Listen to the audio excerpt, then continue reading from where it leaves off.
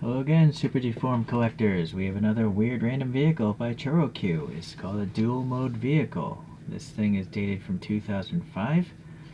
I guess it's supposed to look like that. And then, anything important here? I don't see so. I think it's been opened a few times. It looks like a bunch of tape on here. So you might ask yourself, what is a dual mode vehicle? A dual mode vehicle is a vehicle that can run on road surfaces as well as train tracks. And so you might ask yourself, why would you want to do that? Well, trains run solid steel wheels, so solid steel wheels have much less rolling resistance than rubber tires, so they're much more efficient moving around. The only concern I see is coordinating with other trains, so it doesn't collide with other trains. Alright. There we go. Came with this foil plastic wrapper.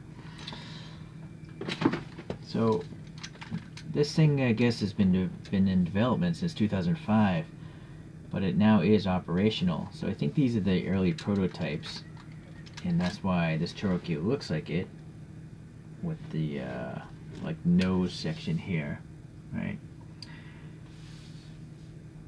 So here's a more top view of that. There we go.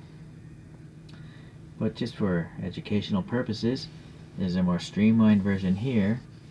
And then I believe this is the actual one that's running and actually carrying people around on roads and trains. So they've evolved the front end quite a bit to look a little more modern.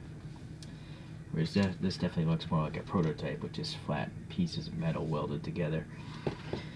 Alright, so, oh, look at that. We'll get to that. So the wheels themselves are unique. I've never seen these wheels casted before by ChoroQ. So that looks good. The whole side is totally slab-sided though. So all this stuff is just a printed graphic.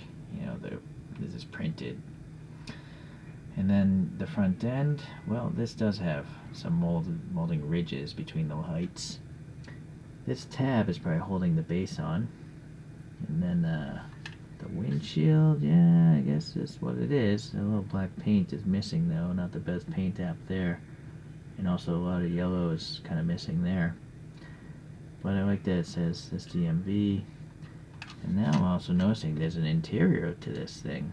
The seats are extremely widely spaced. There actually is a steering wheel there. I'm not sure if you're going to be maybe this angle, And that windshield is a bit cloudy, so yeah. So I guess you get on this thing on this side with this super deformed door, and again it's quite flat. I'm noticing there's also an orange marker here. Some sort of access panel there. And then again, this is all flat back here, but the graphics are at least printed pretty nice.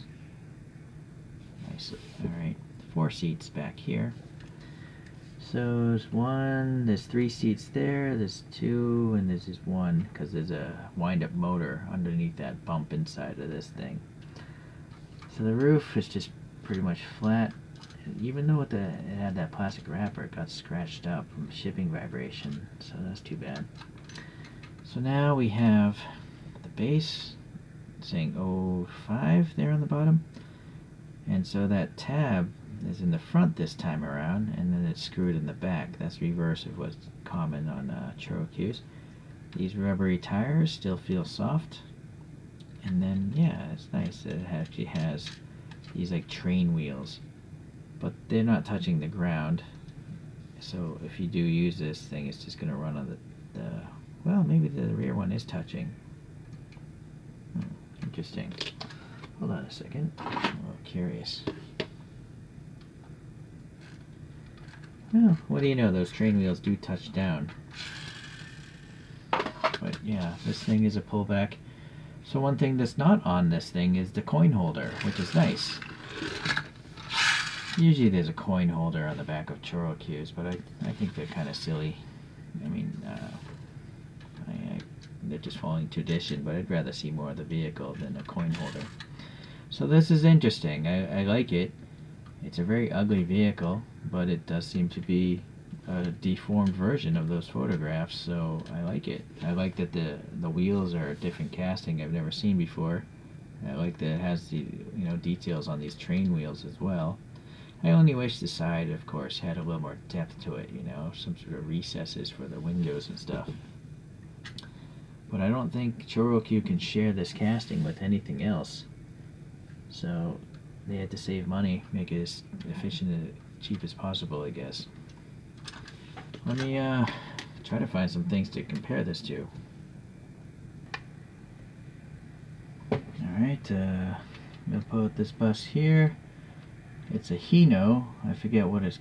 Hino Poncho, I think is what this thing is called.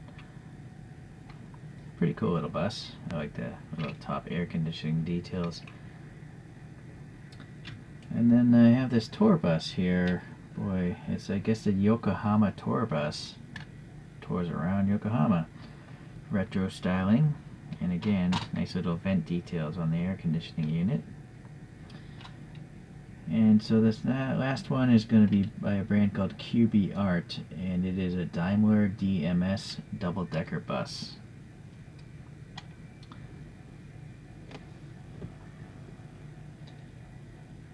So, pretty neat. There's just no way I could collect buses in realistic 164. I wouldn't even want to collect realistic 187 scale buses. Just too big. And frankly, I don't find buses to be that attractive, I guess. But in the cartoon form, again, I like them because they're just funny to look at. Alright, let's get these guys out. I want to just let this spin on its own today.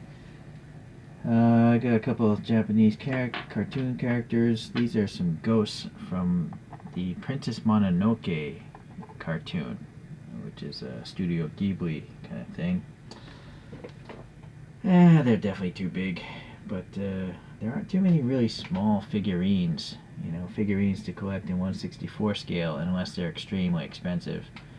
And I'm not going to buy figurines that cost more than Choro-Qs. Okay, well, thanks for watching today. I'll see you in the next Choro review. Bye.